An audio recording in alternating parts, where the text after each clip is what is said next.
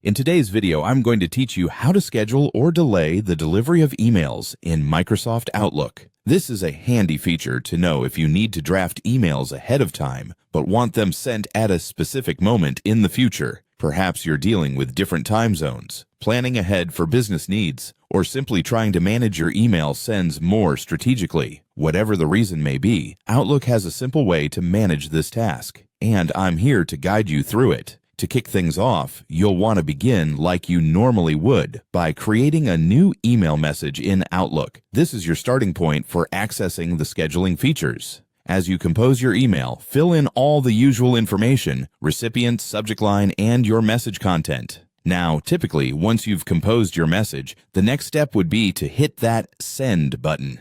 However, for scheduling or delaying an email, we're going to take a different path. Instead of clicking the regular Send button, direct your attention to the drop-down arrow right next to it. This little arrow opens up a set of options you can choose from, and among these, you'll see the Schedule Send option. Click on that, and it will take you to a screen where you can decide exactly when you want your email to go out. Outlook offers some convenient pre-defined options like tomorrow morning, to make things easy if you're looking to procrastinate your sending till the next day right off the bat. But the beauty of this feature is that you also have the flexibility to choose a custom time and date if your needs are more specific. You can pick the precise moment you want your email to be sent using the calendar and time selectors that pop up. This customization is perfect for those times when you need your email to arrive in someone's inbox at just the right time, no matter where they are or what they're doing.